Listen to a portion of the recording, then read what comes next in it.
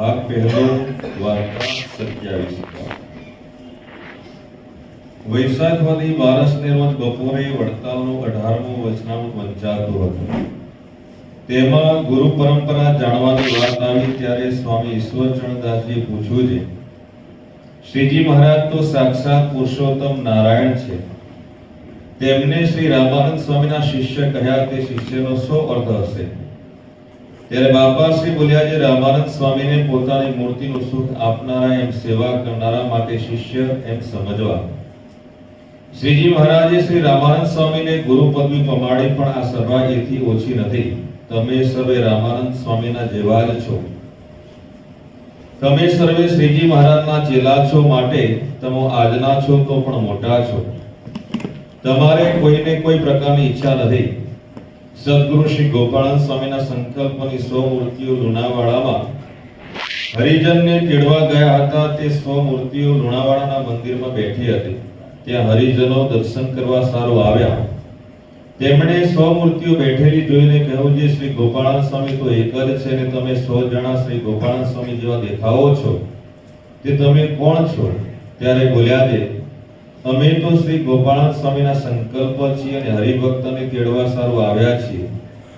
એમ કહીને અદૃશ્ય થઈ ગયા। એમ આજ તમારા પણ સંકલ્પ ભરે છે। તમે કેટલાય હરિભક્તોને તેડી જાઓ છો ને વળી મૂકી પણ જાઓ છો। એવા છો પણ તમારી સામર્થ્ય અમે રોકી રાખી છે। તમને જાણવા દેતા નથી। તમને બાધિતાનું વૃત્તિ રાખી છે। તમારી પાસે એવા કામ કરાવીએ છીએ પણ જાણવા દેતા નથી। તમે મેથાણમાં કેશવજીને તેડવા અમારા ભેળા આવ્યા હતા અને તમોએ એમને અહીં રખાવ્યા। જેતલપુરથી ડભાણ જતા નવા ગામના ડાયાભાઈને પણ અમારા ભેગા દર્શન આપ્યા હતા। એ ડાયાભાઈને તથા કાણોતરના બાપુભાઈને તેડી ગયા ત્યારે પણ તમે ભેળા હતા। અમે જ્યાં જ્યાં હરિજનોને તેડવા જઈએ છીએ ત્યાં ત્યાં સર્વે ઠેકાણે તમે ભેળા જ હો છો। તમે એવા સમર્થ છો। આ સત્સંગમાં સંત છે તે વગર ઉપદેશે આવે છે। શ્રીજી મહારાજે કાગળ લખીને 18 પંથને તેડાવ્યા હતા। તે સુંદરજી ભાઈ ભુજવાળાથી શ્રેષ્ઠ હતા અને આજના છે તે 18 થી શ્રેષ્ઠ છે। એટલી વાત કરી સાંજના શ્રી કાકરવાડીએ નાવા ગયા। ત્યાં નાઈને બાવળ તળે બેસીને માનસી પૂજા કરીને ઉઠ્યા પછી મળ્યા ને ચાલ્યા તે લખાઈવાડીમાં બાજરા પાસે સંતોને લઈ જઈને કહ્યું છે, આ બાજુડો તમે આવ્યા ત્યારે નાનો હતો અને આજ કેવડો મોટો થયો છે। તેમ તમો સર્વ અહીં આવ્યા પછી આ બાજરાની પેઠે વધ્યા છો। જેમ પાણીના જોગે મોલ વધે છે તેમ તમો અમારી વાતો રૂપી જળેતરીને વધ્યા છો। ત્યારે સ્વામી ઈશ્વરચરણદાસજી કહ્યું, જે આ બાજરાના પોંકની પ્રસાદી જમાડીને પછી રજા આપજો। પછી સર્વે મંદિરમાં આવ્યા। એ રીતે 27મી વાર્તા સંપૂર્ણ થઈ।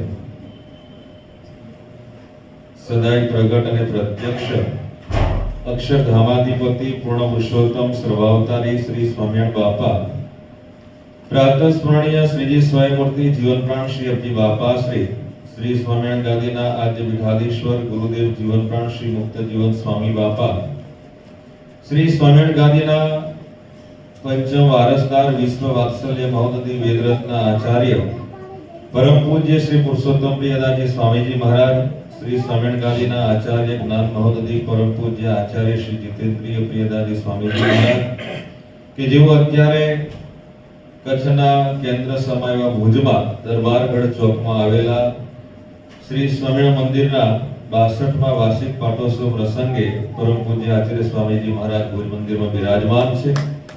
एवा परम पूज्य आचार्य स्वामीजी महाराजनी अनुज्ञाथी આજે એલિસ બ્રિજ મુકામે સોમવારની કાળ સત્સંગ સભામાં મણિનગરથી પધારેલા સંત શિરોમણી શ્રી પ્રેમપ્રિયદાસજી સ્વામી તેમજ આજની સભામાં ઉપસ્થિત થયેલા તમામ સત્સંગી બંધુઓને સ્વામિનારાયણ બાપા, વેદરત્ન આચાર્ય સ્વામીજી મહારાજ અને પરમ પૂજ્ય આચાર્ય સ્વામીજી મહારાજના દિવ્ય સ્નેહને આશીર્વાદ પૂર્વકના સૌને જય શ્રી સ્વામિનારાયણ પાઠવ્યા છે।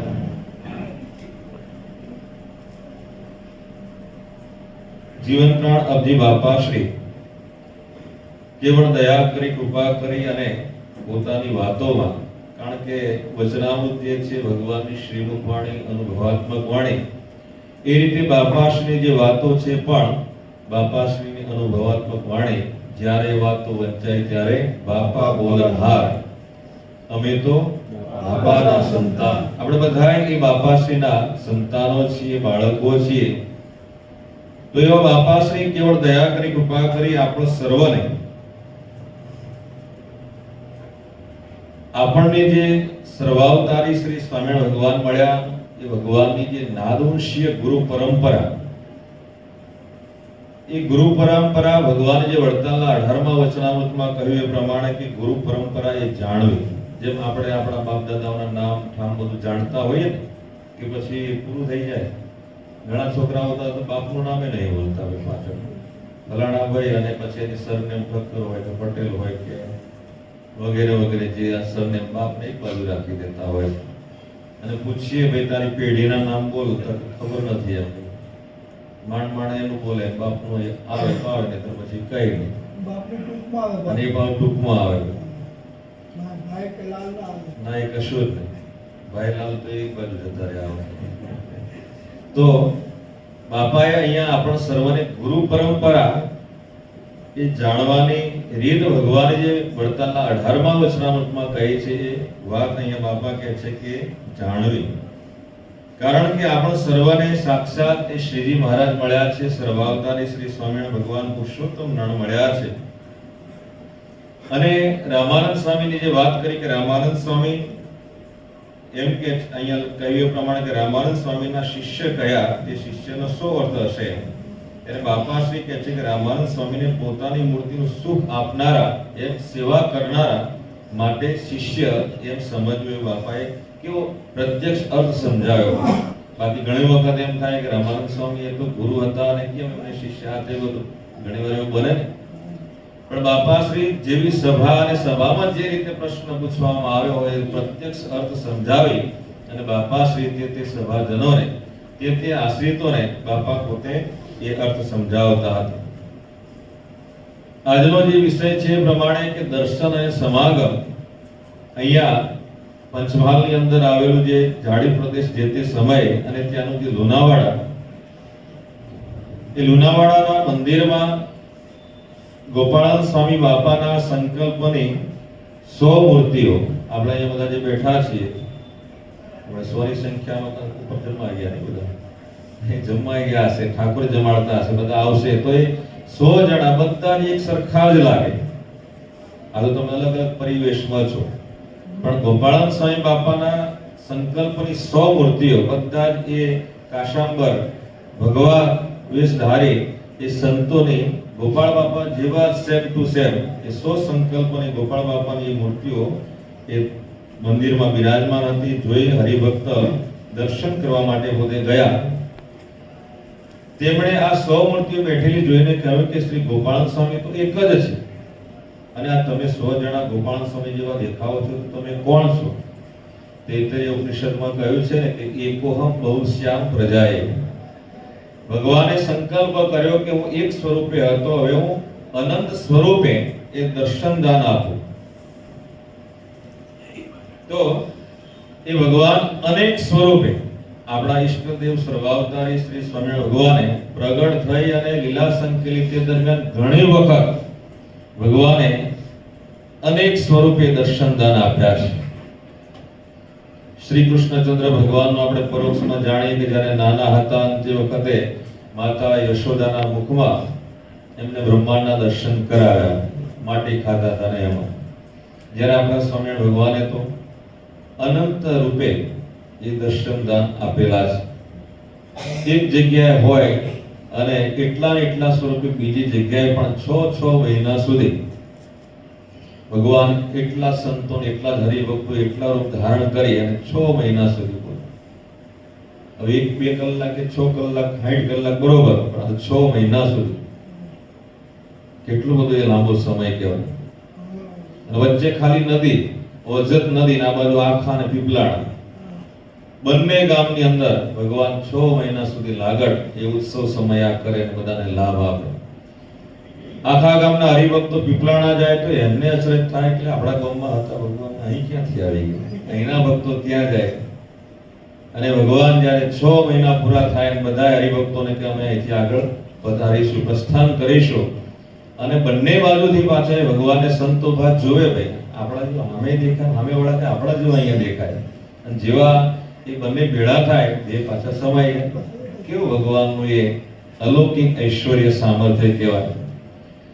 ભગવાન વન વિચરણ કરતા હતા અને એ વખતે નવલખા પર્વત પર ભગવાન પધાર્યા તો ભગવાને 9 લાખ સ્વરૂપ ધારણ કર્યા છે. Control C B copy paste કરી આપણે એમાંય ઘણો બધો સમય લાગે. ઘણી વખત પેલા મંત્ર લખતા હોય, ઉત્સવ સમય આવે ભાઈ બાપા કે આપણે મંત્ર લેખન કરીશું તો ઘણા આપણને સમજાવવા આવે સ્વામી આપણે કંટ્રોલ સી બી કરી જલ્દી ના લખાઈ જાય એમ. પણ એમાંય કરવામાં સમય તો લાગે કે ના લાગે? કોપી પેસ્ટ કરતા એ કરો લાગે ને ટાઈમ. તો અહીંયા ભગવાને 9 લાખ સ્વરૂપ ધારણ કર્યા કે જેથી સુખદેવજી વ્યાસ ભગવાનના પુત્ર માતાના ઉદરમાં 12 મહિના 12 વર્ષ સુધી પોતે રહ્યા અને પછી વ્યાસજીએ કીધું ક્યાં સુધી માતાને તમે ભારે મારશો, જગતમાં આવો. ત્યારે કીધું માયાનો સંકેલો કરો. માયાનો સંકેલો કર્યો અને ઓળા સહિત પોતે ભાગ્યા. આખો પ્રસંગ જે આપણને બાપા પણ આશીર્વાદમાં સમજાવે છે. તો એ વખતે બીજા 9 લાખ જીવો જન્મ્યા હતા અને એ નવલખા પર્વતમાં એ વખતે તપ કરતા હતા. એમને સર્વાવતારી શ્રી સ્વામી ભગવાન વન વિચરણ કરતી વખતે ત્યાં પધારી અને 9 લાખ સ્વરૂપે દર્શન આપી અને તેથી સુખો આપ્યા હતા. દભાણમાં જ્યારે ભગવાને યજ્ઞ કર્યો ત્યારે ભગવાન દભાણમાં યજ્ઞ કરે છે. કચ્છની અંદર પણ ભગવાન યજ્ઞ કરે છે. આવા 3 થી 4 જગ્યાએ ભગવાને એ તે જગ્યાએ એટલા સ્વરૂપ ધારણ કરી અને ભગવાન યજ્ઞ કરતા હતા અને સુખો આપતા હતા. તો આવા અનેક પ્રસંગો છે. ભગવાન જ્યારે પંચાળામાં રાસ કર્યો, 7 ફેર કર્યા. ઘણી જગ્યાએ ગઢપુરની અંદર 500 પરમહંસોની સાથે ભગવાનને સંત એ રાસોત્સવ રમતા હોય. તો આવા એ ભગવાને આવા દર્શન તે સમય આપ્યા. તો આપણા એ જ ભગવાનના સંકલ્પ સ્વરૂપ કે જે પેઢીના આપણે બધા સંતાનો છીએ, બાળકો છીએ, આપણે સર્વને પ્રાઉડ થાય, ગૌરવ થાય ને કે આપણે ગોપાળ બાપાની એક પેઢીના છે. આપણો બાપ ગોપાળન સ્વામી બાપા એમની પેઢીના આપણે બધા સંતાનો છીએ, બાળકો છીએ. એ અવિરત પેઢી થ્રુ આઉટ ચાલી આવતી જે પેઢી કે ભગવાને પોતાનું ઉત્તરદાયિત્વ 3400 કરતા વધારે સંતો એમાં પોતાનું ઉત્તરદાયિત્વ આધ્યાત્મિક વારસો આપણા ગોપાળ બાપાને સોંપ્યો. ગોપાળ બાપાએ નિર્ગુણ બાપાને, નિર્ગુણ બાપાએ ઈશ્વર બાપાને, ઈશ્વર બાપાએ ગુરુદેવ મુક્તજીવન સ્વામી બાપાને, મુક્તજીવન સ્વામી બાપાએ આપણા વેદરત્ન આચાર્ય સ્વામીજી મહારાજ, પ્રેમમૂર્તિ બાપાને, પ્રેમમૂર્તિ બાપાએ જ્ઞાન મહોદય આચાર્ય સ્વામીજી મહારાજને. થ્રુ આઉટ એ ભગવાનનો આધ્યાત્મિક જે વારસો છે, ત્યાગીની જે પરંપરા છે, સ્વામિનારાયણ ગાદીની જે પરંપરા છે એ ક્યાં છે? આપણે ત્યાં છે. આપણને ગૌરવ, પ્રાઉડ. ઘણી વખત ઘણાને પોતાની જ્ઞાતિનો એક ગૌરવ હોય કે હું આ જ્ઞાતિનો છું. બીજા ગમે તે હોય પણ મારી જ્ઞાતિ એ મારી જ્ઞાતિ, એમ દરેકને એવું થાય પાછું. અને હવે એ રીતે થતું હોય. સાધુ જ્યાં હોય તો એમ થતું હોય સ્વામી બાપા આશીર્વાદમાં કહે છે ને કે બાપા ગોપાળાન સ્વામી બાપા લગભગ જુનાગઢમાં બિરાજમાન હતા તે વખતે ગોપાળ બાપાએ સભામાં વાત કરી કે કડવા પટેલ આમ ને આ તે બધું એમ. તો એક કડવા પટેલમાંથી સાધુ બન્યા હતા. મોટી ઉંમરવાળા હતા, 41 વર્ષની થઈ ગયા સાધુ હતા. હવે એને રહેવાનું નહીં ભાઈ, બોલો સાધુ હતા તો એ હવે તમને ના રહે તો ભાઈ એ તો વાત અલગ જ થઈ ભાઈ. આ તો સાધુ એમાંથી બન્યા છે અને એમને આવું થયું એટલે ઉભા થઈને ગોપાળ બાપાને કીધું કડવા પટેલે, કડવા તમારો શું બાપ માર્યો છે કે બોલો કે તમે ક્યારના કડવા પટેલ આમ ને કડવા પટેલ આમ એમ. ત્યારે ગોપાળ બાપાએ કીધું હજુ કડવો ને કડવો રે મને ખબર નહીં હજુ તો કડવો છે. એટલે જ્ઞાતિનો પણ આટલો બધો એ માન હોય છે. સાધુને જ્ઞાતિ કે જાતિ એવું કશું ના હોય. નદીનું મૂળ ન જોવાય, સાધુનું કુળ ન જોવાય. એટલે સાધુને કોઈ પણ પ્રકારની જ્ઞાતિ આતે બધું કશું ના આવે. છતાં પણ જો આવું રહી જતું હોય તો તમને તો સ્વાભાવિક છે, તમને પણ એવું થાય કે હું આ જ્ઞાતિનો છું, મારો સમાજ આ છે.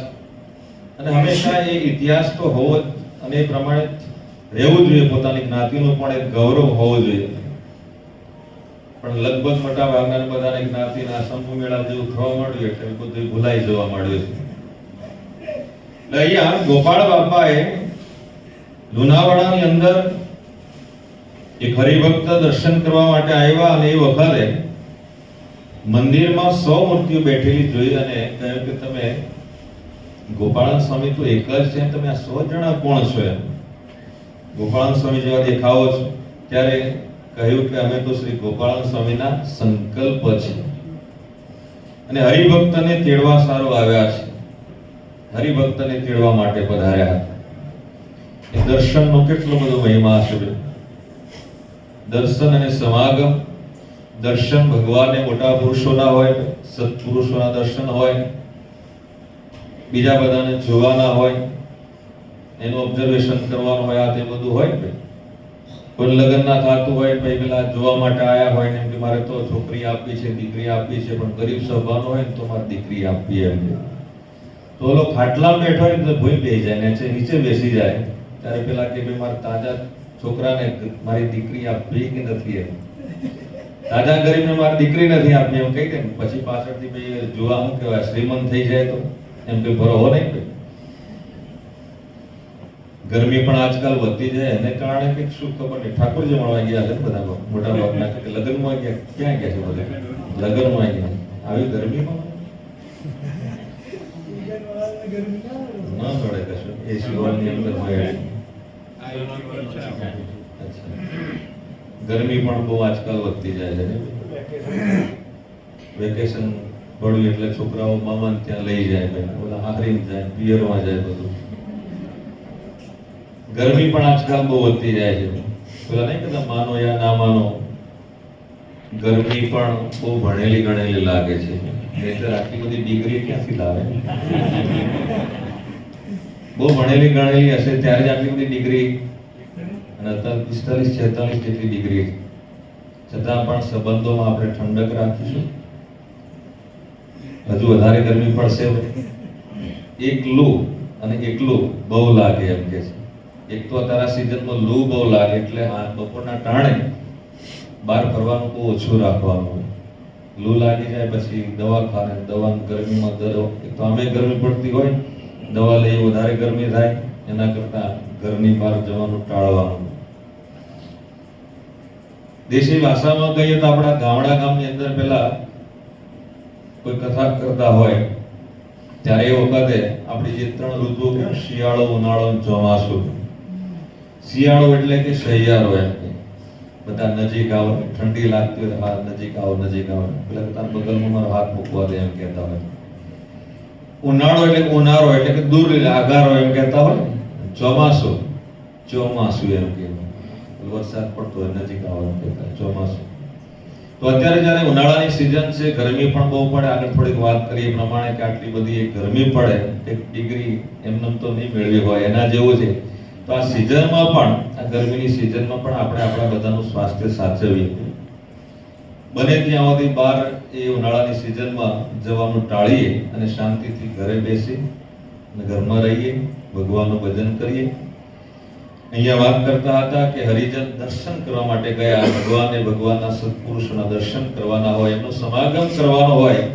એ ગોપાળ બાપા વડોદરામાં જ્યારે વાડી મંદિરમાં બિરાજમાન હતા એ વખતે ખંભાત નામ સાંભળ્યું આપણે બધાએ. અને ગુજરાતમાં તે બધું ખાણીપીણી બહુ વખણાય ને ભાઈ. આપણા અમદાવાદની અંદર અલગ અલગ આપણે ખાવા જતા નથી, પણ ઘણા કહેતા હોય કે ભાઈ આના ભાજી પાવ ને કાકાની શું કહેવાય પાણીપુરી, માસીની પાણીપુરી, ખબર નહીં કેવા બધા નામ બધા હોય ભાઈ.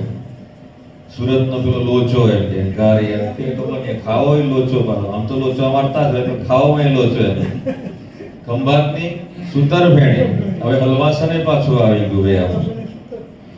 આણંદના ગોટા, રાયપુરના ભજીયા. જો કે સત્સંગી માટે આવું બધું અમારથી ન કહેવાય, નહીં તો સ્વામી તમે કીધું એટલે અમે ત્યાં જતા એમ કહો. પણ આવું બધું જે વખણાતું હોય તો એ ખંભાતમાં સુતરફેણી, અત્યારે હલવાસન પણ આવી ગયું. તો આ બધું ભેળું એ ખંભાતની અંદર સ્વામી ભગવાનના સમયથી એ સત્સંગ. અને ખંભાતના સદાશિવભાઈ કરીને ભગવાનના અનન્ય હરિભક્ત હતા. ખૂબ સુખી સંપન્ન હરિભક્ત હતા. એ સમયની અંદર ખૂબ પૈસાવાળા હતા હરિભક્ત, ધનાઢ્ય હતા, સમૃદ્ધિવાન હતા. એમણે પોતાની પાસે જે પૈસો હતો એ પૈસાથી સાગ અને સીસમની સરસ નકશીકામ વાળી સરસ મજાની એ સુંદર હવેલી બનાવી હતી. અને આખા ખંભાતની અંદર એમના જેવી કોઈની હવેલી નહીં. આપણે જેમ કોઈ ગરીબ ભક્ત બાપાની કૃપાએ કરીને સારું મકાન બનાવ્યું હોય અથવા તો સારી ગાડી લાવ્યા હોય, મોંઘીદાટ ગાડી લાવ્યા હોય, મર્સિડીઝ લાવ્યા હોય, લિમ્બોર્ગિની લાવ્યા હોય, બોગાટી લાવ્યા હોય, આવી બધી લાવો તો મોંઘી ગાડી. ખાલી અમે બોલીએ એમ તમે લઈ રહ્યા, લાવશો ભાઈ ખરા, પણ કહેવાનું કે લાયા હોય ભાઈ કદાચ તો એ ગાડી લાવ્યા હોય તો ગાડીના વખાણ બહુ કરે કે સ્વામી આ ગાડી, અથવા તો હરિભક્ત તમારે અંદર વખાણ થતા હોય કે મારા જેવી આખા અમદાવાદ શહેરની અંદર કોઈની ગાડી ન મળે, હા મકાન વગેરે વગેરે, ને દરેકને એવું હોય. એટલે આમાં જાતે ને જાતે આ રીતે સ્વશ્લાઘા કરે, વખાણ કરે. એમને એમ થયું કે આ સરસ મજાની આ સુંદર હવેલી, સાક્ષીસરની નકશીકામ વાળી આ હવેલી બનાવીને આખા ખંભાતની અંદર બીજા કોઈને હવેલી નથી. પણ ગુરુદેવ ગોપાળાન સ્વામીને પ્રાર્થના કરો, સંતો સાથે ઠાકોરજી લઈને, હરિકૃષ્ણ મહારાજને લઈને પધારે અને ત્યાં પધરાવણી કરે, ઠાકોરજી જમાડે, કથા વાર્તા, આશીર્વાદ, અને પછી એ ઘર પાવન થાય અને પોતે પાછા વડોદરા પધારે. એટલે એવો સંકલ્પ કરી અને શ્રીગ્રામ લઈ અને ગોપાળ બાપા પાસે ક્યાં આવે છે? વડોદરા આવે છે. અને ખરેખર આપણું કોઈ પણ સારું મકાન બનાવ્યું હોય, ગમે તેવું મકાન હોય, આપણી જે પરિસ્થિતિ હોય પ્રમાણે એ મકાન બનાવ્યું હોય, પણ ભગવાનના સત્પુરુષોની પધરાવણી તો પહેલા આપણે કરાવવાની. પ્રથમના વચનામૃતની અંદર શ્રીજી મહારાજ કહે છે, અને સત્સંગી જીવન ગ્રંથની અંદર પણ ભગવાન કહે છે કે જ્યાં સુધી ભગવાનના સત્પુરુષોને આપણા ઘરે પધરાવણી ન કરાવીએ ત્યાં સુધી એ ઘર, મકાન જે કંઈ હોય એ કેવા કહેવાય છે ભાઈ? બખોલ જેવા કહેવાય છે. કૂતરા બિલાડા તે બધા રહે ને એના જેવા. તમને એમ થાય કરોડ રૂપિયા ખર્ચે મારા વાલા અમે અંદર એમાં કૂતરા બિલાડા જેવા એવા છે ભાઈ. ભગવાન એમનું નથી કીધું. સંત તુલસીદાસજી કહે છે જાગેર કથા નહીં સંત નહીં મહેમાના, જાગેર કથા નહીં સંત નહીં મહેમાના, તાગેર જમરા ડેરા દેવે સાંજ પડે સ્મશાના. જેને કે કથા વાર્તા ન થતી હોય, ખાલી એવું નહીં સોમવારે આપણે કથા વાર્તા ભેળા મળીને કરવી, ઘરે પણ ઘર સભા કરવાની. કરો છો ને બધાય તમે ઘર સભા? કેટલાના ઘરે ઘર સભા થાય? બાકીના ઘરે શું થાય? બધાય જોબ કરવા જતા રહો, 2 જણા 2 છોકરા સહીને બધાય ઘર સભા કરવાની. 4 જણા આપણે પરિવારમાં કે 6 જણા 5 જણા. પહેલા એમ કહેતા અમે બેન અમારા 2 એવું આપણે ભણતા હતા ત્યારે સ્કૂલની દિવાલ પર એવું લખેલું વાંચવા મળતું. હવે વર્ષો થઈ ગયા, હવે અમે બેન અમારા 1, ઘણી જગ્યાએ કોઈ જગ્યાએ 2 જણા રહેતા હોય, 3 કે 3.5 કે 4 જણા રહેતા હોય, તો બધાય ભેળા મળીને ઘર સભા તો કરવાની. અને એમાંય નોકરી કરતા હોય, સંતાનો ભણતા હોય તો એક વખત તો બધાય સાથે મળીને બ્રહ્મ ભોજન પ્રસાદ તો લેવાનો. આપણે એકદમ બિલકુલ બહુ પૈસાવાળા થઈ ગયા અને વેસ્ટર્નલાઇઝ જેવું જીવન જીવતા હોય પશ્ચિમી સંસ્કૃતિ પ્રમાણે, એ સંસ્કૃતિ પ્રમાણે આપણે જીવન નથી જીવવાનું. બધાય સાથે મળીને આપણે ભણતા નથી પ્રાર્થના દેવો ઈશ્વર ભજીએ તને, મોટું છે તુજ નામ. એ જ્યારે આપણે જમવા માટે બેસતા વિદ્યાર્થીઓ બધા સાથે, ત્યારે એ વખતે પ્રાર્થના બોલાવડાતા અને પતરાળામાં ભેળા પડે મિત્રો ભેગા જમતા હતા. થાળી તો હતી નહીં, એ પાનનું પતરાળું હોય, ખાખરાના પાનનું. આ ખાખરાની વાત કરીને ભાઈ, માણસ સુખી ના હોય ત્યારે શું કરે ભાઈ? ખાખરાના પાનમાં ખાતો હોય પતરાળા, અને ભગવાન કૃપા કરે અને ભાઈ સુખી થાય એટલે સોનાની થાળીમાં ભાઈ ખાય. શું ખાય? ખાખરો ખાય, બીજું કશું ના ખાય. શું ખાય? ખાખરો ખાય. ડોક્ટર ના પડતી આ તમારે આ નહીં ખાવ, આ નહીં ખાવ. હોય થાળી સોનાની અને એની અંદર ખાખરો મૂક્યો હોય. માળે ભેગું કરીને કોળીઓ થાય કે ન થાય એ ખાઈને જીવન ગુજારે. સોનું ભેગું કરવા માટે આટલું બધું કર્યું, છેવટે ખાવાનું શું આવે? ખાખરો આવે એના જ. અને પેલા ખાખરાના એ પાનના પતરાળામાં એની બહાર નીકળી જાય ને એટલું બધું ખાવાનું હોય પતરાળાની બહાર, તો એ બધા ભેળા મળીને સાથે જમતા હતા, આનંદ લૂંટતા હતા. યાદ આવે ને ભાઈ આવું બધું જૂનું? હવે અત્યારની પેઢીને આ બધું ખબર ના હોય. પૂરું બધું લાવવું જરૂરી છે પણ એ સાથે રહીએ તો એ થઈ શકે. એટલે ઘર સભા હંમેશા આપણે કરવાની, બધા સાથે મળી અને બ્રહ્મ ભોજન એટલે કે પ્રસાદ પણ સાથે બેસીને જમવાનો, એકબીજાને આપણે પીરસવાનો, પ્રેમથી જમવાનું, જેથી કરીને ઘરમાં રહેતા જે પરિવારજનો છે એની સાથે આત્મીયતા વધે. ભાઈચારો વધે. હવે આ ફ્લેટમાં રહેવા માંડે એટલે માણસો ફ્લેટ જેવા થઈ ગયા. પેલા ગામની અંદર રહેતા ત્યારે શરૂઆતની મા બેન દીકરી કે બહુ રસોઈ બનાવતા હોય તો પહેલો રોટલો કોના માટે બનાવે? ગાય માટે. હવે ઓલા નોકરી જવાનું હોય ના, અમે લગ્ન કર્યા પછી ગાય જેવો તો હોય લે તારે તું ટિફિનમાં લઈને જા. ભાઈ છોકરા કે મમ્મી મારે જવું એને હાળે સ્કૂલમાં જવું છે એટલે એમ ને છેલ્લે વધે તો એ પોતે ખાય. છેલ્લો વધુ એક રૂપિયો કોને નાખવાનું હોય ખબર ને તમને. એટલે સ્વભાવ પાછો બેનનો એવો થઈ જાય. એમાં આ બહેનોનો ભાઈઓનો કોઈનો વાંક નથી. હવે ગામમાંથી વધારે કમાવા માટે આપણે શહેરમાં આવ્યા. શહેરમાં આવી પછી આવું બધું જ્યારે થાય એટલે પછી એ બને કે ન બને. પણ એમાં એ બધાથી આપણે દૂર રહેવું હોય તો આપણે બધાએ સાથે મળીને ઘર સભા કરવી અથવા અર્થાત કે ઘરે બેસીને બધાએ સાથે મળીને ભગવાનનું ભજન કરવું, કથા વાર્તા કરવી. આપણા બાળકોને સત્સંગના સંસ્કારનું સિંચન આપણે સોમવારે અહીંયા બાળકોને શિક્ષણ આપીએ, પણ બાકીના દિવસો રવિવારથી આપણે જે રવિવાર સુધી યા સોમવાર સુધી એ આપણે જે બાળકોને જે શિક્ષણ આપવાનું એ આપણે ઘરે પણ આપતા રહીએ. એનું વારંવાર એનું દ્રઢીકરણ થાય જેથી કરીને એને પણ ખ્યાલ આવે કે ભાઈ હું કયા સંપ્રદાયનો છું, મને કોણ મળ્યું છે, કઈ પેઢીનો સંતાન છું, બધું એને ખ્યાલ રહે જેથી કરીને ભવિષ્યમાં આપણને કોઈ પણ પ્રકારની ચિંતા ન રહે. એટલે હંમેશા આ રીતે દર્શનનો સમાગમનો લાભ લેવો. એટલે આપણે સદાશિવભાઈએ વિચાર્યું કે ગોપાળાનંદ સ્વામી બાપાને હું તેડી લાવું, પ્રાર્થના કરું. અને પ્રાર્થના કરવાને માટે પોતે શિગ્રામ લઈને આવ્યા. ગોપાળ બાપા વડોદરામાં વાડી મંદિરમાં બિરાજમાન હતા. સંતો ભક્તો સાથે બિરાજમાન હતા અને દર્શન કર્યા, દંડવત પ્રણામ કર્યા. હરિભક્તો પણ ઓળખતા હતા, મોટેરા હરિભક્તો હતા. ખંભાતથી આવેલા. ખંભાતની વખતે બહુ મોટું બંદર હતું, પોર્ટ હતું. એટલે આવડા મોટા હરિભગત આવ્યા એટલે બધાએ પણ પૂછવા લાગ્યા કેમ છો આ તે બધું એમ ખબર અંતર પૂછે ને બીજાને મળે. ત્યારે એ વખતે ગોપાળ બાપા પોતાના આશ્રમે બિરાજમાન અને સદાશિવભાઈ તે હરિભક્તોને મળે. બધાને એમ કે ભાઈ મેં ખંભાતની અંદર હમણાં મારી એક નવી સરસ મજાની સુંદર હવેલી શાક સિસ્ટમની નકશીકામ વાળી બનાવી છે. આખા ખંભાતની અંદર બાપુ આવડા જેવી કોઈની હે નહીં એમ કહેવા. વખાણ પોતાના મોઢે મોં ફાટ આ રીતે વખાણ કરે. શ્રીજી મહારાજે શિક્ષાપત્રીમાં કીધું સ્વશ્લાઘા ક્યારે પણ કરવી નહીં. ગમે તેટલા આપણે આગળ વધ્યા હોઈએ એ વાત ક્યારે પણ કોઈ દિવસ કોઈને કરાય નહીં. બાપાશ્રી પોતાની જ વાતોમાં કહે છે પોતાનો ગોળ પોતે ચોરી ખાવો કીધું છે. ભગવાને દર્શન આપ્યા હોય ને સપનામાં એ પણ વાત આપણે બીજાને નહીં કરવી. ઈવન તમારા ઘરવાળાને નહીં કરવી. હા તો શું કરવા એ ભાઈ આગળ વાત જાય કે ન જાય? વાત જાય ને આગળ. એ કોને વાત કરવાની? ભગવાને, ભગવાનના સત્પુરુષોને વાત કરવાની. ભગવાન જે કઈ સુખ આપે, જે કઈ દર્શન આપે એ બાપાને પ્રાર્થના કે બાપા આપની કૃપા કરીને આ રીતે ભગવાને મને દર્શન આપ્યા હતા. પણ આપણે તો એ બીજું બધું થતું એ ના કરીએ ભાઈ. પણ આવું બધું હોય તરત આપણે વાત ચાલુ કરી દઈએ કે આ મને દર્શન થયા હતા, આ તે બધી વાતો કરીએ.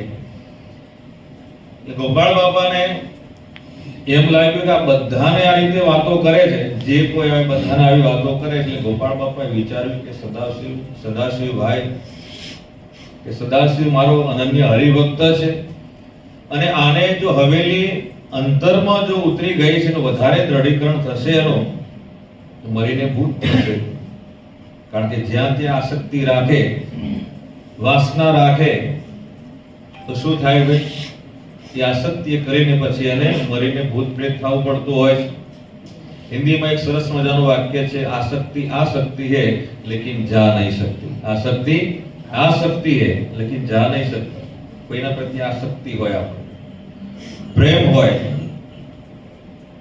પ્યાર હોય તો એ જે લૌકિક જે આસક્તિ છે, પદાર્થ હોય, વ્યક્તિ હોય, ઘર હોય, ગાડી, બંગલા આ જે બધું, તો વધારે ને વધારે આસક્તિ એના પ્રત્યે થાય.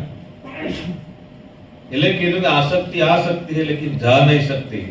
જો આસક્તિ આપણે ટાળવી હોય તો ભગવાનને, ભગવાનના સત્પુરુષો એ આપણને જે રાહ સુજાડે, જે પ્રમાણે કઈ પ્રમાણે કરીએ તો એ આસક્તિ ટળે. બાકી આસક્તિ ટળવું બહુ કઠણ છે. આ તો ખાલી અમે વાતો કરી તમે સાંભળો ભાઈ, આપણે બધાના માટે છે ને. જો આપણે એક ખટકો ન રાખીએ, એક ખ્યાલ ન રાખીએ અને જ્યાં ત્યાં બંધાઈ ગયા હોઈએ તો આસક્તિ ટળવી બહુ કઠણ છે. આસક્તિ કેવી રાખવી બાપાશ્રીની વાતોમાં પણ આવે છે. દેવરાજભાઈનો પ્રસંગ આવે છે ને આપણો રામપરના દેવરાજ કે જે પરિવારની અંદર અક્ષરજીવનદાસજી સ્વામી થઈ ગયા, બીમાર હતા. અક્ષરજીવનદાસજી સ્વામીને સંતોએ કીધું આપણે ભુજ જઈએ. અક્ષરજીવનદાસ સ્વામી ભુજ તમારા બાપનું છે મહંત હતા તોય કેટલી બધી આસક્તિ ટાળી નાખી હશે. બાકી તો એ મહંત હોય અને બધું એમનું જ કહેવાય ને, સત્તા આખી અત્યારે એમની હતી, પણ છતાં એમ કે ભુજ તમારા બાપનું છે, અહીંયા હું વાંધો એમ, અહીંયા રહો અને અહીંયા સેવા કરો. આપણે તો ના, મારે તો આપણે ઘરે જ જવું છે, અહીંયા રહેવું નથી એમ કહી દઈએ. સદાશિવભાઈને આવી જે આસક્તિ હતી, કથાકારો પણ કહે છે કે આસક્તિ ટાળવી હોય તો કેવી રીતે ઘરની અંદર રહેવું.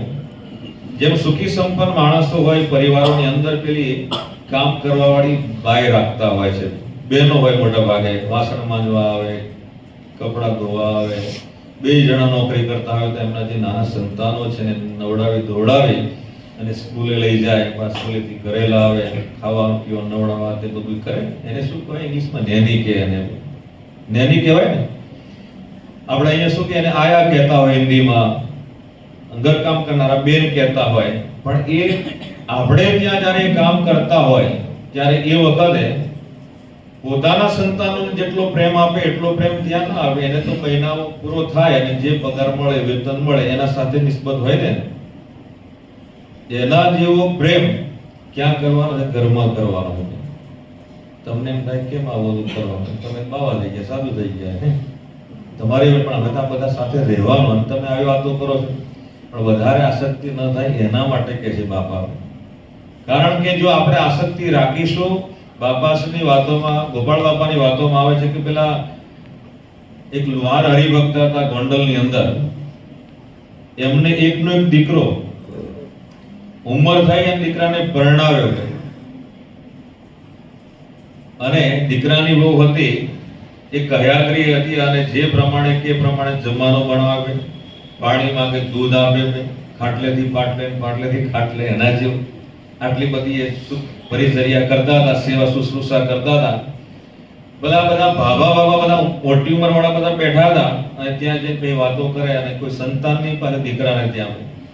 એટલે દાદા એમ કે છે કે મારા દીકરાને આટલા લગ્ન થયા, વર્ષો થયા, હજુ કોઈ સંતાન નથી, પણ મને એમ થાય કે હું મરીને એની પેટે હું જન્મ લેવો. એમ તો બોલો આવો સંકલ્પ કર્યો. દાદા મરી ગયા, દીકરાને ત્યાં દીકરા રૂપે જન્મ્યા. પણ પેલું જ્ઞાન રહી ગયું હતું પેથાપુરના વરહાખ્યા જેવું, બેટી કા બાપ મહાનુભાવાનંદ સ્વામી કીધું એના જેવું. એટલે દીકરાની વહુને સ્તનપાન તો કરી શકે ને, થોડો સમય જીવે મરી જાય. બે વખત, ત્રીજી વખત જન્મ્યા હોય દાદા, ત્રીજી વખત આવ્યા. જીવે, જન્મે, થોડો સમય રહે, મરે, સ્તનપાન કરે નહીં એટલે બાળક જીવી શકે નહીં. ગોપાળ બાબા ત્યાં વધારે આદન પેલા હરિભક્ત સભામાં આવ્યા. સભામાં આવી અને હરિભક્તે ગોપાળ બાપાને પ્રાર્થના કરી. ત્યારે ગોપાળ બાપાએ પેલા છોકરા હામો જોઈને કીધું, દોહાબા હજુ કેટલી વખત આવું છે તમારે? શું કીધું? તમારે હજુ કેટલી વખત આવો છે? 3 વખત તો એ જન્મ ધર્યો હતો. બોલો કેટલી આસક્તિ હશે ત્યારે આવું થઈ શકે ને. એટલે આસક્તિ ઘરની અંદર આપણે પેલી નેનીની જે વાત કરતા હતા, આયાની વાત કરતા હતા, ઘરકામ કરનાર બહેનની જે વાત કરતા હતા, એ પ્રમાણે ઘરની અંદર બધાની સાથે રહેવાનું. એટલું બધું હેત, એટલી બધી આસક્તિ ન રાખવી કે જેથી કરીને આપણો જીવાત્માનું બગડે. એવી જો આસક્તિ રાખીએ કે જ્યાં બંધન રહી જાય અને બંધનને કારણે ફરી પાછું આવવું પડે, એવું ક્યારે પણ કરવું નહીં. રહેવાનું ખરું બધાની સાથે. અને બધાએ તો પેલા એક ગાડી બેઠા એના જેવું જ છે ને. અહીંથી આપણે મુંબઈ જઈએ અને કોચની અંદર જે કોઈ માણસો બધા ભેળા થયા હોય ડબ્બાની અંદર, તો અમદાવાદથી બેઠા હોય, સુરતથી બેઠો હોય, બધા બેન અલગ અલગ હોય. અને ત્યાં પછી ઓળખાણ નીકળે અથવા તો એક ના નીકળી હોય તો આપણે ક્યાંથી ચૂપચાપ બેઠે બેહી રહીએ. એટલે એકબીજાને પછી વાતો કરો, તમે ક્યાં ના છો, આજે બધી વાતો કરીને એકબીજાને. એમ કરતા કરતા પેલું સ્ટેશન આવે, કાંઈક બીજાના નંબર લઈ લઈએ આપણે. જ્યારે ટાઈમ મળે તમને ફોન કરજો એમ બધા કે જ્યારે સ્ટેશન આવે ત્યારે ઉતરી જઈએ છે ને. એવું નથી થતું ભાઈ તમે છે મુંબઈ સેન્ટ્રલ ઉતરવા તો હું પણ તમારી જોડે જોડે આવું, એવું થતું નથી. એમ આ બધા જે આપણે પરિવારમાં ભેગા થયા હોય એ સૌનું સ્ટેશન આવશે ત્યારે બધા કહેવાય નહીં રહેવાના કે હવે હું અહીંયા જઉં છું એમ ભાઈ ભગવાન પાસે. કોઈ કેવા રહેવાના છે? સૌનું સ્ટેશન આવે ત્યારે બધા એ ઉતરી જવાના છે. એના જેવું છે. માટે આસક્તિ રાખવી તો ભગવાનના સત્પુરુષોની સાથે હેતપ્રીતિ રાખવી, બીજી બધે ક્યાંય પણ એ હેતપ્રીતિ રાખવી નહીં. દેવરાજભાઈ કહે છે બાપાશ્રીને કે બે રસોઈ આપીને હું આવ્યો છું. ભાઈ બોલો, આટલા બધા આનંદમાં કેમ છો? કારણ કે ઘરની અંદર એટલા એ ધામમાં ગયેલા હતા, એટલી રસોઈ પોતે આપીને આવ્યા. ત્યારે એ વખતે પેલા સંત હતા ભાઈ મૂળીના, ત્યાં કલબદાજી સ્વામીને પૂછ્યું કે તમારા કદાચ ચેલા કે શિષ્ય ધામમાં જાય તો તમને આવું હરખ રે ખરો? તો કે ના, મન તો ના રે. પેલા સાધુ હતા છતાં પણ એમણે કીધું કે આમના જેટલી સમજણ હજુ અમારામાં નથી આવી. એટલે એવી સમજણ આપણે કરવાની, કેળવવાની છે.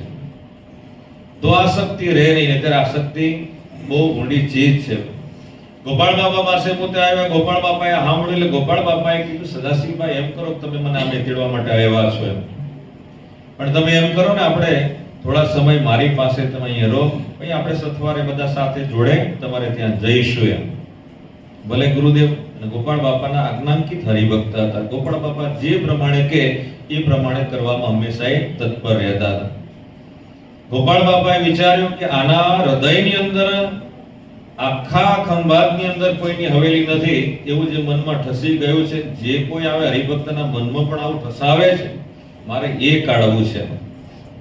અને હરિભક્ત સારા હતા, સાચા હતા, પણ એક આસક્તિને કારણે, એક રાગને કારણે એ કઢાવવાને માટે ગોપાળ બાપાએ વિચાર્યું કે આને મારો સમાગમ એને આપવો પડશે. મારા દર્શન તો એને દરરોજ થશે, પણ સાથે સાથે મારો જે સમાગમ છે, કથા વાર્તા છે, મારું જે જ્ઞાન છે એ એનામાં રેડાશે તો એનામાં રહેલી જે આસક્તિ છે આસક્તિ ટળશે, બાકી આસક્તિ દિન પ્રતિદિન વધતી જશે. ગોપાળ બાપાએ તે વખતે કીધું કે તમે અમારી પાસે રોકાઈ જાઓ. રોકાણા. અને દરરોજ ગોપાળ બાપાના દર્શન થાય, ગોપાળ બાપાની કથા વાર્તા સાંભળે. ગોપાળ બાપા કથા વાર્તામાં એ પોતે જ્યાં સુધી રહ્યા ત્યાં સુધી જગત નાશવંતપણાની એ ગોપાળ બાપા સભામાં વાતો કરે. એમ કરતા કરતા એક દિવસ ખંભાતથી એક કાગળ આવ્યો. ખંભાતથી એક કાગળ આવ્યો તે વખતે જે ગોપાળ બાપાના સંત મંડળમાં નાના સંતો હતા ને, નાના સંતોને પેલા ટપાલે એ કાગળ આપ્યો અને નાના સંતોએ કાગળ વાંચ્યો. એની અંદર એવું લખ્યું હતું કે સદાશિવભાઈને માલુમ થાય કે તમારી જે આખા ખંભાતની અંદર સારામાં સારી સાક્ષીસમની નકશીકામ વાળી જે આ હવેલી હતી એ આગ લાગવાને કારણે આખી એ સળગી ગઈ છે, બળી ગઈ છે, ભસ્મીભૂત થઈ ગઈ છે, અને તમે જલ્દીથી અહીંયા આવો એમ. નાના સંતોએ ગોપાળ બાપાને કાગળ આપ્યો. ગોપાળ બાપાએ, એ તો સર્વવિદ ભાઈ, હથેળીમાં જળનું ટીપું આપણે જોઈએ એ રીતે આખા જગતનો પોતે જાણતા હોય. ગોપાળ બાપા જ્યાં સભામાં બિરાજમાન થઈ બેઠકે એ ગાદી તક્યા નીચે પેલી ચિઠ્ઠી જે હતી એ ચિઠ્ઠી ત્યાં ગાદી નીચે મૂકી દીધી. કથા વાર્તા ચાલુ રાખી. કથા પૂરી થઈ. સદાશિવભાઈ પોતાના ઉતારે ગયા. ગોપાળ બાપાએ વાંચી. ગોપાળ બાપાએ વિચાર્યું કે હજુ પણ આને મારે એના હૃદયમાંથી પેલી હવેલી ઘૂસી ગઈ છે, કાઢવાની ચાલુ રાખવું પડશે, ઉપદેશ આપવાનો. ગોપાળ બાપાએ કીધું હજુ તમે રોકાવો એમ કરતા કરતા 15 દાડા થયા. અને એ વખતે ગોપાળ બાપા કહે છે કે સદાશિવભાઈ, કદાચ ને તમે અમને જેના માટે, જે પર્પઝથી તમે આવ્યા છો અમને બોલાવવાના માટે, કા સરસ મજાની નવી હવેલી બનાવી છે, સાક્ષીસમની નકશીકામ વાળી, આખા ખંભાતની અંદર બીજા કોઈને છે નહીં, અને ત્યાં ઠાકોરજી સાથે અમને અને અમારા સંત મંડળને સાથે લઈ જવા માટે, પધરામણી માટે તમે તેડવા માટે આવ્યા છો. પણ કદાચ તમારી એ હવેલી બળી જાય તો તમને કોઈ ખરખરો થાય, દુઃખ થાય, હૃદયમાં, જીવમાં કઈ દુઃખ જેવું થાય ખરું? ત્યારે એ વખતે કહે છે કે ના ગુરુદેવ, કોઈ પણ પ્રકારનું મને દુઃખ થાય નહીં. હવેલી શું, મારો દેહ પડી જાય ને તો પણ મને કશું દુઃખ થાય એવું નથી. કેવો એ એમણે સમાગમ કર્યો છે. સંત તુલસીદાસજી શું કહે છે? એક ઘડી આધી ઘડી આધી में पुनि आद तुलसी संगत संत की कटे कोटि अपराध. એક ઘડી એટલે કેટલી મિનિટ થાય ભાઈ? 9 મિનિટ, 2 મિનિટ. ખાલી પૂછવા માટે, મારે કોઈ તમારી પાસે આમ કાળો એવું નહીં, ભાઈ પૂછવા માટે. ભાઈ એક ઘડી એટલે કેટલો સમય થાય? પહોર આવે ખબર વચનામૃતની અંદર પ્રહર આવે પાછલો પહોર ને મધ્ય પહોર 1.5 કલાક એક પ્રહર એટલે 1.5 કલાક 24 મિનિટનું તમારું કેવું છે આપણે ખાલી જાણવા માટે એવું નહીં કે આ સ્વામીમાં અમને ચમકું છે બધા 3 કલાક એટલે પહોર થાય બરોબર 8 પ્રહર 24 કલાક થાય 8 કરી 24 દિવસ ને રાતે પછી પેલું ચોઘડિયું આવતું હોય ભાઈ કેલેન્ડરમાં લખેલું હવારમાં 1.5 કલાકનો ચોઘડિયું ઘડી એટલે કેટલું થયું ઘડી હિન્દીમાં ઘડી એટલે ઘડિયાળ નહીં કહેતો તમને એક ઘડી એટલે 24 મિનિટ બરોબર 24 મિનિટ એટલે ઘડી થઈ તો એક ઘડી આધી ઘડી અડધી ઘડી એટલે 12 મિનિટ થઈ આધી મેં પુનિયાદ અડધામાં અડધું પુણ્યાદ એમ કહે છે તો કેટલું મિનિટ એ સત્સંગ થયો ભાઈ સંતનો કોઈ કયો હે એનાથી પણ ઓછો કહેવાય એટલો એ સંતનો જો સમાગમ થાય ને તો કટે કોટી અપરાધ એમ કે છે કરોડો અપરાધો એ સંતના સમાગમથી ઢળી જાય. વાલ્મીક ઋષિ પૂર્વાશ્રમમાં એટલે કે પહેલા ગ્રસ્તાશ્રમમાં હતા તે વખતે રત્ના ભીલ તરીકે પોતે હતા. વાલી લૂંટારો સમજો નામ એનો એ લૂંટારાથી ઓળખતા હતા. પણ એક નારદજીનો સમાગમ થયો થોડી જ વાર માટે નારદજીને લૂંટવા માટે આવ્યા. નારદજી કે મારી પાસે વીણા છે બીજું કશું છે નહીં વગાડતા પોતે વીણા વગાડતા બાકી બીજું કશું છે નહીં. સાધુભાઈ હોય હું ભાઈ એ તો અમારી પાસે મોબાઈલ ના બધું બાકી આ પુસ્તક છે ને આ થેલી છે માળા છે અને કોણ છે બીજું કઈ છે નહીં. પણ તે વખતે સંતો પાસે આવી કોઈ પ્રોપર્ટી હતી નહીં. અત્યારે તમે જ લઈ આપેલું હોય ભાઈ અમે તો કમાવા જ આપ્યું પણ એ બધું તે વખતે એ સંતો પાસે આવું જ ત્યારે ગમે તે થાય પણ તમે આપો એમ. નારદજી મારી પાસે કશું છે નહીં. વાલિયાને જે વખત કીધું ભાઈ તું કોના માટે આવ્યો લૂંટવા માટે આવ્યો? મારા પત્ની માટે મારા છોકરા માટે જાઓ કહી આવો એમ. ઘરે ગયા છોકરા છે એમ કીધું બાળકોને કીધું દીકરાઓ આ તમારા માટે લૂંટફાટ કરવા માટે જવા હતા બધું તમે એમાં ભાગીદાર ખરા તો શું કરવા અમને જણ્યા હતા એમ કે બોલો છોકરાઓ કહી દીધું. અત્યારે કહી દે ન કહી દે અત્યારના છોકરા કહી દેતા હોય આ તો છોકરા એ ઠીક છે બાકી અમેરિકાની અંદર એ પરદેશ ગયા હોય ને 2 નંબરમાં જે ગયા હોય 6 મહિને પહોંચ્યા હોય કેટલી તકલીફ વેઠીને અને ત્યાં ગયા હોય ને પછી માંડ સેટ થયા હોય અને એ વખતે છોકરાઓને પછી બાપ માં કહેતા હોય કે દીકરાઓ અમે આટલી બધી તકલીફ વેઠી ને અમેરિકામાં આવ્યા છીએ ને અહીંયા હવે સેટ થયા છીએ કે આમાં તમે શું અપાડું કર્યું તો આવું કહી દે. આજના છોકરાઓ આવું કહી દે જોઈએ નહીં. કેટલા વિશે 100 થાય એને ખબર ના હોય એ મા બાપને ખબર હોય પણ છોકરાઓ આવું કહેનારા અત્યારે પણ આપણને જોવા મળે. છોકરાઓ આવું કહી દીધું. એમના ધર્મપત્નીએ કીધું ઘરવાળાને કીધું મોટે ઉપર જોન લઈને આવ્યા હતા પહેણવા માટે. તમને ખબર હતી બે બેન્ડ વાજામાં વાગતું હતું આજ હમ મોત કા સામાન લેકે ચલે. તમને ભાન હતું કે નહોતું એમ તે વખતે? કેમ તમે બધા હશે આપણે જેને સમજાય એને સમજાય બાકી ન સમજાય. તો એ વખતે વાગતું હતું જો કે આ તો હું અત્યારનું બોલું બાકી ક્યાં બેન્ડ વાજા હતા ભાઈ કશું નતું ભાઈ. પણ અત્યારે આવું બધું ગાતા આવે છે નથી ગાતા ગાય છે ને પણ પેલા શું પેણ ઉપડી હોય ને ભાઈ લગ્ન કરવાનું એટલે પછી એને બધું સંભળાય નહીં. વર ઘોડો એમ નહીં કહેતા એના જેવું ભાઈ. ઘણી વખત અત્યારે ઘોડો વર ઉપર બેહી ગયો હોય ભાઈ એવું જોવા મળતું હોય છે. પણ માણસને પેલું પેણ ઉપડી હોય એટલે ખબર ના હોય આ બધા ગીતો વગાતા સાંભળતા હોય તો પણ એ ખ્યાલના પછી ખબર પડે મારું પેલું વાગતું તો ખરું. કેસેટ જોવા બેઠા હોય બધા ભાઈ લગનની અને એ વખત પેલું બેન્ડ વાળા ગાતા હોય કે આજે મોત કા સામાન લેકે ચલે ને એ ભાગલા સામાન એ રીતે ઉપાડીને લઈ જતા હોય બધા ભાઈ.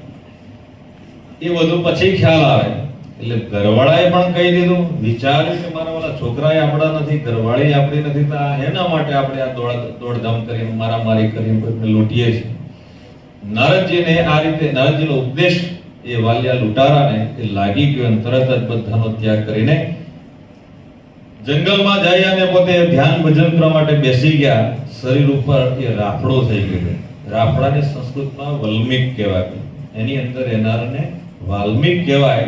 વાલિયા લૂંટારામાંથી વાલ્મીકી ઋષિ થઈ ગયા અને રામાયણ જે છે વાલ્મીકી જે રામાયણ છે એના આદિ કવિ તરીકે વાલ્મીક ઋષિ કહેવાય છે. તો તો આવો ઉપદેશ એ કોઈકને ક્વચિત એ લાગી જતો હોય, એવું જ્ઞાન એ થતું હોય. આ તો ગોપાળાનંદ સ્વામી બાપા એમનો ઉપદેશ એ સબીજ કહેવાય ને. અને સબીજ ઉપદેશ આ સદાશિવભાઈને બરાબરનો એ 15 દાડાનો યોગ સમાગમ થયો અને એમના હૃદયમાં રહેલી જે હવેલી હતી, હવેલી ત્યાં બળી ગઈ. ગોપાળ બાપાને કહે છે કે હવેલી તો શું, પણ કદાચ મારો દેહ પડી જાય ને તો પણ મને કોઈ પણ પ્રકારનો રંજ નથી. ગોપાળ બાપાએ પેલો કાગળ હતો એ ગાદી નીચેથી કાઢી અને પછી સદાશિવભાઈને આપ્યો અને મને વાંચ્યો. ત્યારે એ વખતે ગોપાળ બાપાને કે જે દી કાગળ આવ્યો ને એ દી મને જો તમે કાગળ આપ્યો તો તે દિવસ મને હાર્ટ એટેક આવી જાય, એટલે કે એટેક મને આવી જાય. પણ આજે તમે મને આપ્યો, મને કોઈ પણ પ્રકારની ચિંતા નથી. આવું સદાશિવભાઈને થયું ભાઈ. એની જગ્યાએ સપોઝ આપણે હોય તો આપણને થાય કે ન થાય, હાર્ટ એટેક આવે કે ના આવે? આપણને આવી જાય ને હે ભાઈ જલારામ કે આવી જાય કે ન આવી જાય? ન આવવું જોઈએ ભાઈ. આપણું હતું શું ભાઈ? કશું જ નથી. Wealth is lost, nothing is lost એમ કે છે ને. પૈસો ગયો, ધન ગયું તો કઈ ગયું તમારું? કશું ગયું? ભગવાન આપનારા બેઠા છે. પુરુષ પ્રયત્ન કરીને એમને પ્રાર્થના કરી ભેળા વળે તો આપણી પાસે આવે કે ના આવે? Health is lost, something is lost. કદાચ આપણે શરીર સંપત્તિ કંઈક ગુમાવી, શરીરમાં કંઈક વાગ્યું કે રોગ બીસી જાતે બધું થયું તો આપણે એ થોડુંક કંઈક ગુમાવ્યું એમ આપણને લાગે. અને છેલ્લે કે character is lost, everything is lost. ચારિત્ર જે છે ભગવાને જે આખું આ ચારિત્રનું જે ઘડતર સંતો ભક્તોનું જે કર્યું છે આપણા સંપ્રદાયની અંદર, એ જે ચારિત્ર અને ભગવાનની આજ્ઞાનું આપણે જે પાલન કરીએ તો હંમેશા આપણે સુખી રહીએ. એટલે જીવનમાં કદાચ ઘણી વખત આપણને એમ થાય કે આ બધું ગુમાવ્યું, આ બધું જતું રહ્યું, પણ કશું નથી કર્યું. ભગવાન આપણી સાથે છે. ઘણા બધા એવા હરિભક્તો હતા કે પોતાના જીવનમાં જે કંઈ કમાયેલું હોય બધું જ ગુમાવી દીધું હોય, પણ ભગવાનની મોટા પુરુષને પ્રાર્થના કરી, જ્યારે રાહ બતાવે, રસ્તો બતાવે કે બેટા તું આ કામ કર, અને ભગવાન એમાં ભેગા પડે તો પહેલા કરતા પણ ઘણું બધું પોતે કમાયેલા એવા ઘણા હરિભક્તો છે ભાઈ, અત્યારે પણ મોજૂદ છે.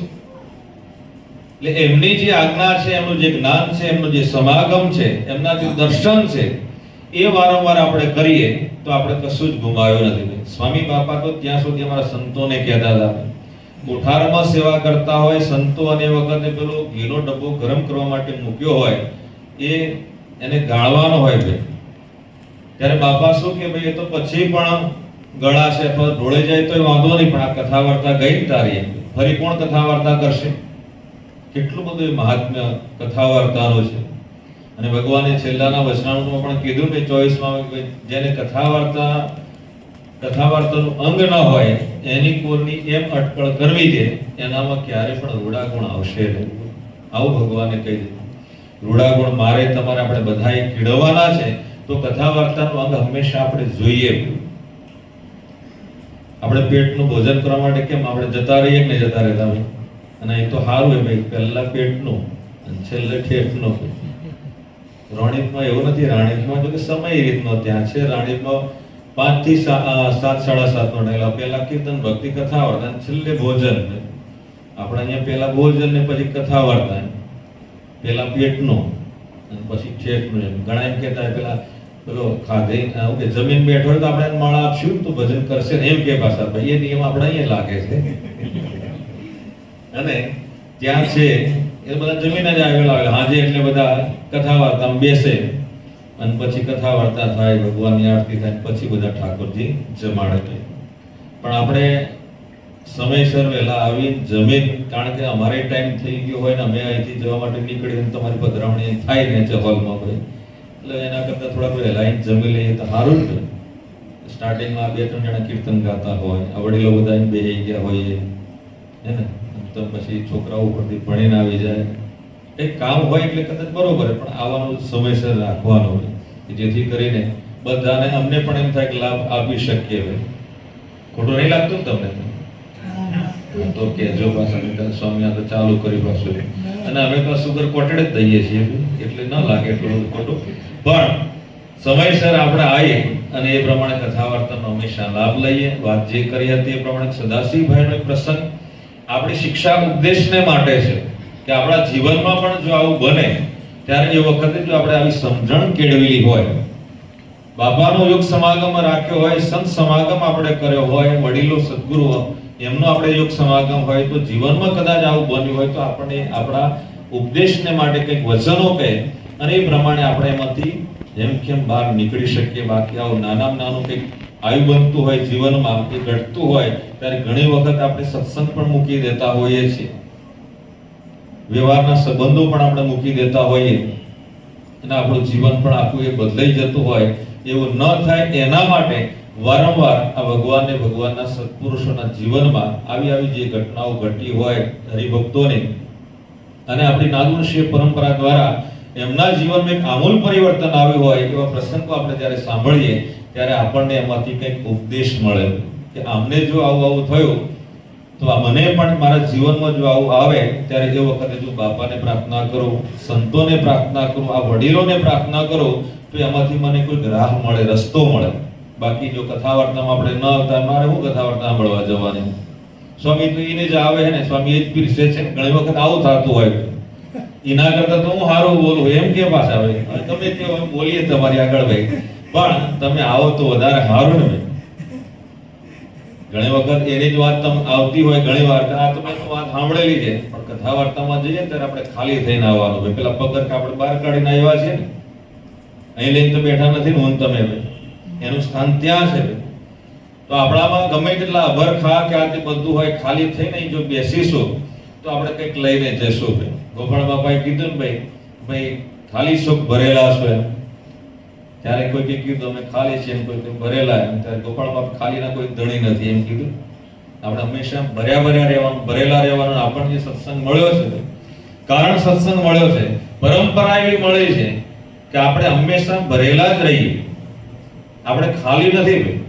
ભાઈ જેમ જેમ બહોત દિન હોવત સત્સંગા તબ હોવત વિષય કા ભંગાઈ. જેમ જેમ આપણે વધારે ને વધારે સત્સંગ કરીશું ને તો આપણામાં રહેલા જે કસાયો છે, દોષો છે, સ્વભાવ, પ્રકૃતિ, વિષયો એ દિન પ્રતિદિન ઘટતું જશે. અત્યારે એકદમ આજે ખબર પડી છે એવું નથી. પેલા સરપંચનો દ્રષ્ટાંત આપણે બધા સાંભળ્યું છે ને. સંતોષ મહાત્મા કથા કરવા ગયા, તળાવને કાંઠે એક ઝાડ નીચે બેઠા હતા અને એ વખતે પેલા ગામના પ્રથમ નાગરિક સરપંચ ભાઈ, એ સરપંચ આવ્યા, કોઈ દી કથામાં બેઠા નતા. કોઈને કીધું હશે હરિભગત કે સ્વામી અમને કયો ને, અમને તો અમારાથી કહેવાય નહીં, તમે સાધુ મહારાજ કહો તો બેસે. અને ગામના એ આગળ પડતા પ્રથમ નાગરિક હોય, સરપંચ હોય ભાઈ, ચોરપંચ, સરપંચ કે ગામની ભાષામાં આખા ગામનું બધું ચોરી જાય. તો એ સરપંચ મહાત્માએ કીધું ભાઈ બેહો કથા વાર્તા. મારે હું બેહવાની જરૂર છે, મને તો બધું જ આવડે, હું ગામનું મૂકીશું એમ. સરપંચ છું, પ્રથમ નાગરિક છું, બેસો એમ. ના, નથી બેસવું એમ. તો એક કામ કરશો એમ કે, અને કથા વાર્તા મને શું લાભ થવાનો એમ કહી દીધું પાછું એમને. અને એ આગળ પડતા એટલે આવું બોલતા હોય ને, મોફાટ વાળા બોલતા હોય. આમે પેલો વાસિંદુ કાઢવાનો પેલો ટોપલો પડે છે ને છાણ વાળો, એ જાઓ ને પાણી ભરી આવો. ને મહાત્માએ કીધું ભાઈ, એટલે પાણી ભરવા ગયા. પેલા તો એને પકડવામાં એને એવું થતું નહીં. ઘણી બધી દીકરીઓ હોય ભણેલી ગણેલી, અને લગ્ન કરવાના હોય, ગામની અંદર રહેવાનું હોય, થાય તો કે ભાઈ દીકરી અહીંયા વાસિંદુ વાળો પડશે. તો કે ના, હું તો એ છી કે અડાય નહીં, કે માટે ન અડાય. હવે ઘણા દીકરીઓ જોવા મળતા હોય ને, ગામડામાં બધું વધારે હોય. એટલે એ વખતે એને પકડવામાં રુચિ થઈ. ત્યારે એ વખતે ના તમે જાઓ તો ખરા. અને ગયા ત્યાં પાણી ભરી અને મને એ લઈને આવ્યા. પાણી બધું સ્રવી ગયું હોય. ફરી જાઓ, ત્રીજી વખત, ચોથી વખત. પેલાને ખોટું એ લાગ્યું ભાઈ, આટલા બધા બેઠા હોય ને એમાં હું તો ગામનો સરપંચ, અને મને કે છે આ મહાત્માજી બાવાજી. પણ બાવાજી વિશે થોડુંક આમ એટ્રેક્શન, આકર્ષણ જેવું હતું. અને એમના વેણ ઉપર એમણે વેણ એક કીધું નહીં એમને કે ભાઈ મહાત્મા કે છે, બીજો કદાચ કોઈ કે તો દિયો નામ કહી દઉં એમ. પણ આ તો મહાત્મા સાધુ મહારાજ કે છે. ગયા ફરીથી 2-3 વખત ગયા. એમાં પેલો ટોપલો હતો ને છાણવાળો, ચોખ્ખો થઈ ગયો. કીધું મૂકી ગયો એમ. સરપંચને કીધું આ સરપંચ, આ પેલા ટોપલો કેવો હતો પેલા? તો કે પેલા એ ગંદો હતો, ગોબર વાળો હતો, છાણ વાળો હતો. પણ તમે 2-3 વખત ધોવા ગયા, એમાં ચોખ્ખો થયો કે ન થયો? તો કે આ થયો.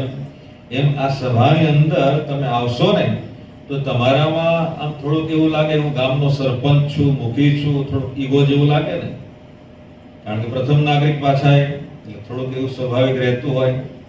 એ બધું ધીમે ધીમે ઓછું થશે ને આ તમારી આ એક ટર્મ માટે છે, 5 વર્ષ માટે છે, પછી તો બીજું કોઈ આવશે.